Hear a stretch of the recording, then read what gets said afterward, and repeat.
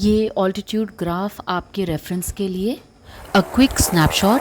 हम पहले पहुँचे सिमिकोट, उसके बाद हिल्सा, उसके बाद पुरान, ये तिब्बत का पहला टाउन था, फिर मानसरोवर। ये व्लॉग डेडिकेटेड है कैलाश की परिक्रमा को। आप चाहे ओवरलैंड रूट से आएँ चाहे हेली रूट से आएँ, बेसिकली आपको दार्चन पहुंचना होता है, पहले मानसरोवर और उसके बाद दार्चन, और फिर यहाँ से आपकी परिक्रमा शुरू होती है। दार्चन पहुँचते ही आपको डिसीजन लेना है कि आप अष्टपद विजिट करेंगे कि नहीं करेंगे। हमने 500 युआन पर पर्सन दिया था इस विजिट के लिए। चलिए अब 2.5 डेज की कैलाश परिक्रमा का व्लॉग स्टार्ट करते हैं। ये यमद्वार है और यहाँ से आपकी 2.5 डेज की पैदल परिक्रमा कैलाश पर्वत की शुरू होती है। इस परिक्रमा को आउटर कोरा भी बोला जाता है। इनर कोरा जो होता है वो नंदी पर्वत की परिक्रमा को बेसिकली बोला जाता है। बहुत सारी क्वेरी चरण स्पर्श को लेके भी आई मेरे पास। चरण स्पर्श के स्पेशल बैच होते हैं और उसमें आप नॉर्थ फेस ऑफ कैलाश को जाके टच करते हो और वो देरापुक से जाया जाता है। जनरली एक एक्स्ट्रा डे होता है उसके लिए। डे 1 ऑफ कैलाश परिक्रमा आपको रफली 5 से 6 घंटे में आप कंप्लीट कर लेते हो। इस तरह का टेरेन है और बहुत सुंदर है, बहुत पीसफुल है और अलग सी दुनिया है ये एकदम से।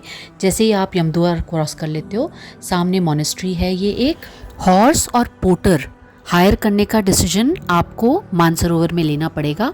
मैं सजेस्ट करूँगी आप हॉर्स हायर कर लीजिएगा, उसके साथ बाय डिफ़ॉल्ट पोटर होता है।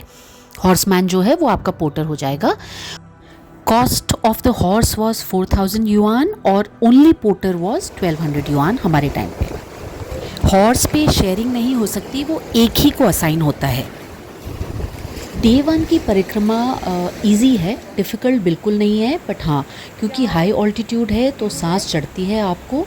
और उसका बस ये सोल्यूशन है कि छोटे छोटे स्टेप्स लीजिए, फ्रीक्वेंट शॉर्ट हॉल्ट्स लीजिए और खूब पानी पीते हुए चलिए। इंसुलेटेड वाटर बॉटल रखिएगा जिसमें आप लूकवार्म वाटर आप कैरी करिए, तो वो आपके लिए बेनिफिशियल रहेगा।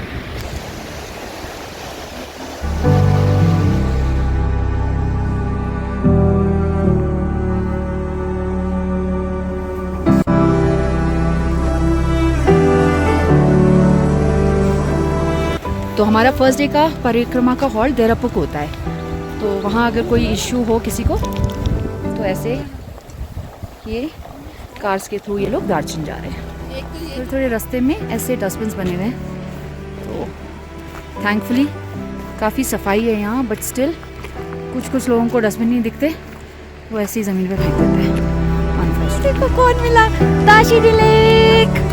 ओह बाबू,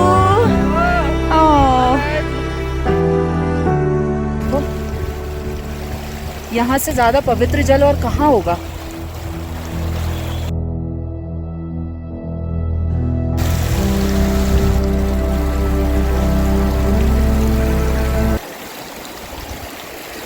हर हर महादेव।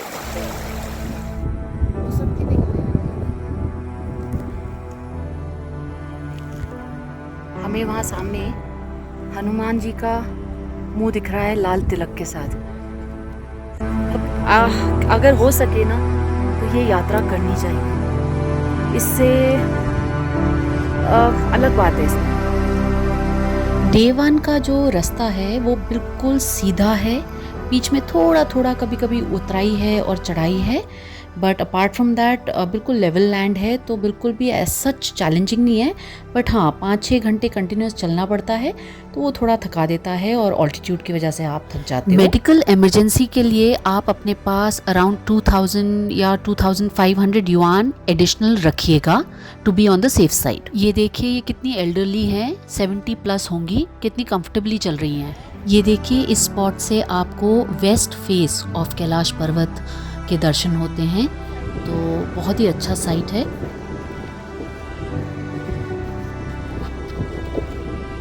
कब से इंतज़ार कर रहे थे। चलते चलते रास्ते में ये बहुत क्यूट लुकिंग हिमालयन मामथ था और मैंने थोड़ा कोशिश करा उसको थोड़ा सा खाने के लिए कुछ देने का, और लकीली बहुत अच्छे से वो आ भी गया। But be careful, they have very sharp teeth.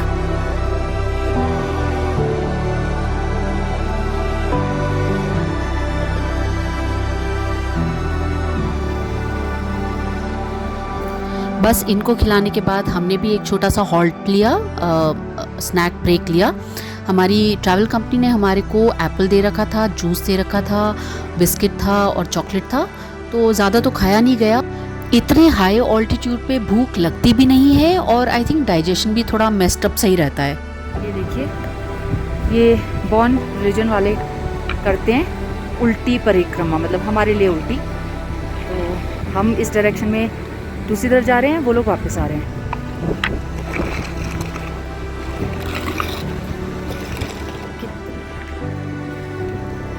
एकदम जेट ब्लैक कलर का कौवा और ऑरेंज पीक, ये बहुत देखने को मिल रहे हैं। स्पैरोज भी हैं, ठीक है, किनारे किनारे से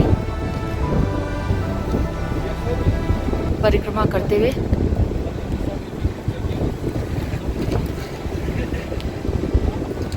देखते हैं कितनी सुंदर जगह है। बस ब्रिज को क्रॉस करते हुए। कुछ देर पहले मौसम बिगड़ गया था, तो आप देख रहे हो हम लोगों को रेनकोट पहनना पड़ा।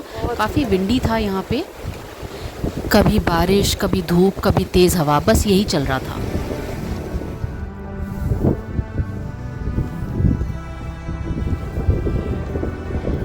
ये है देरापुक और देरापुक से आपके सामने है नॉर्थ फेस ऑफ कैलाश पर्वत का व्यू। ये एक बहुत ही इमोशनल मोमेंट था हम सब के लिए। और आप सामने जो ये रास्ता जाता हुआ देख रहे हो, यहीं से चरण स्पर्श का बैच भी अगर परमिटेड है बाय द गवर्नमेंट, तो वो जाके चरण स्पर्श कर सकते हैं। तो ये एक अलग ही जगह है, अलग ही वाइब्रेशंस है यहाँ पे।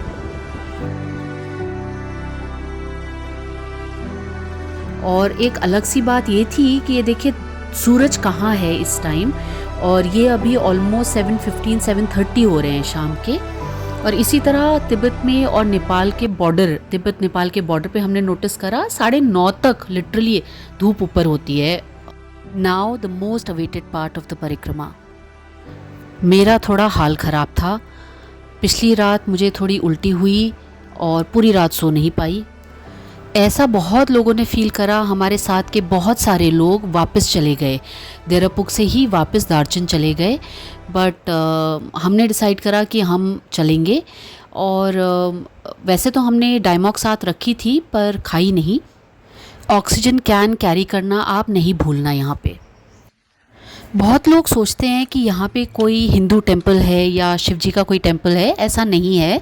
यहाँ पे बस एक पर्टिकुलर स्पॉट पे बस धूप जलाना परमिटेड है, जो आप सामने देख रहे हो। उसके अलावा यहाँ पे कोई टेम्पल नहीं है।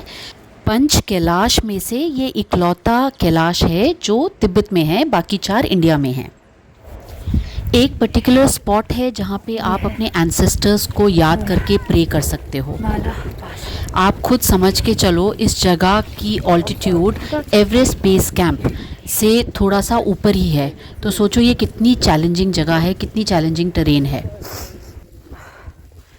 बहुत 18,000 की हाइट पे है, बारिश हो रही है और ठंडा है, डिफ़िकल्ट है, रियली डिफ़िकल्ट है।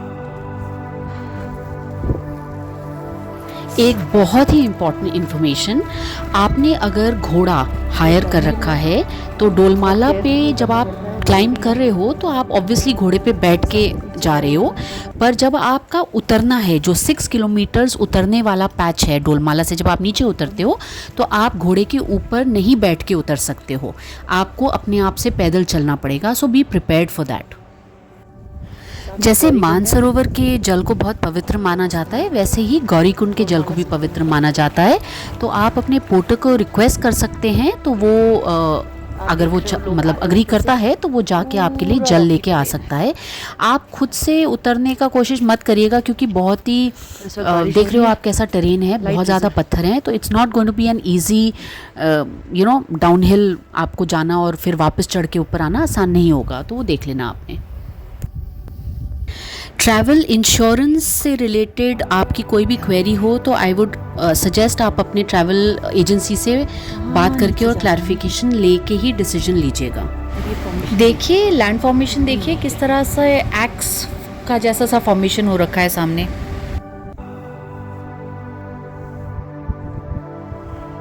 देखिए कहाँ जाना है, वो वहाँ ऊपर से उतर के आए हैं। जिसको प्रैक्टिस ना हो उसके लिए उसकी टांगें शिवर करने लग जाएंगी। बहुत स्लोली स्लोली केयरफुली उतरना होता है।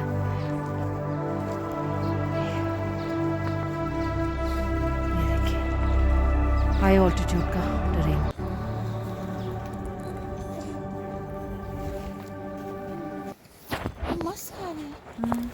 डोलमाला पास पे अराउंड जून एंड तक अगर बारिश होती है तो स्नोफॉल होने के बहुत ज़्यादा चांसेस रहते हैं, तो उसके बारे में भी आप अवेयर रहिएगा। विच मीन्स आप क्या कपड़े कैरी कर रहे हैं, किस तरह के शूज़ लेके आ रहे हैं, वो सब आपको सोच के चलना पड़ेगा। आगे जाना है यहाँ पे। हम जहाँ चल नहीं पा रहे वहाँ इन्हें देखिए। उफ, क्या डिटर्मिनेशन है इन लोगों की। ये देख लो ये कैसा टेरेन है, मतलब। और ये देखिए इनको, हैट्स ऑफ टू देम। कोई मतलब नहीं है कैसी जगह है। ये देखिए थोड़ा थोड़ा हाथ में स्वेलिंग आनी शुरू हो गई है। और सामने ऐसी जगह पे भी इमेजिन सर्विलेंस। पूरी परिक्रमा में और कैलाश मानसरोवर के स्टे के टाइम एक चैलेंज था, वो था वॉशरूम का।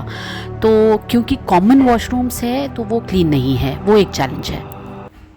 हाई ऑल्टीट्यूड पे मौसम कब बदल जाएगा आपको नहीं पता, कब बारिश हो जाएगी आपको नहीं पता, तो इसलिए रेनकोट ज़रूर रखना है आपने।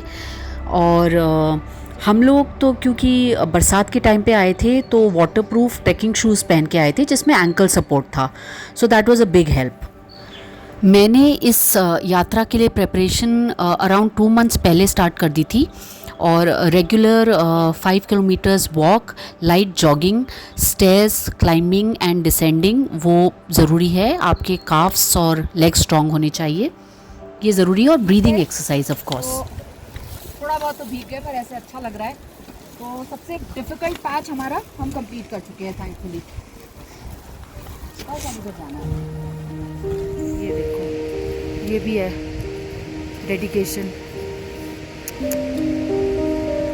बारिश है, कीचड़ है।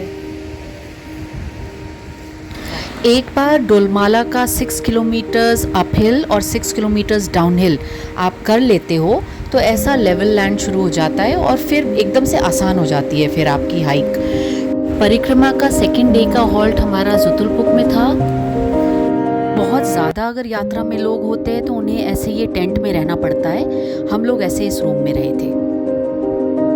बहुत ही कंफर्टेबल स्टे था, बहुत ही अच्छा रूम था, इलेक्ट्रिक ब्लैंकेट था, तो बहुत ज़्यादा अच्छी नींद आई। वॉशरूम का ऑफ कोर्स यहाँ पे भी इशू था। नेक्स्ट दिन हम लोग निकल पड़ते हैं, ये डे 3 है, कैलाश परिक्रमा का आखिरी दिन। और आज के दिन हम लोगों ने पहुंचना था दार्चन। मौसम अभी भी थोड़ा गड़बड़ सा ही था, बादल थे पर बारिश का कोई सीन लग नहीं रहा था।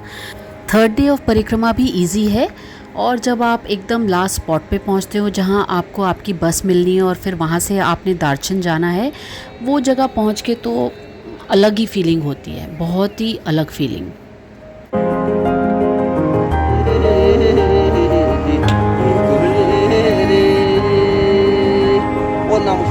बस उसके बाद दार्चन से हम लोग सीधे पुरान चले गए और पुरान से फिर हिल्सा से हमारा हेली था और उसके बाद चार्टर्ड फ्लाइट थी नेपालगंज के लिए। और इस तरह से हमारा परिक्रमा और कैलाश मानसरोवर की यात्रा ख़त्म हुई और बहुत ही अच्छा एक्सपीरियंस रहा।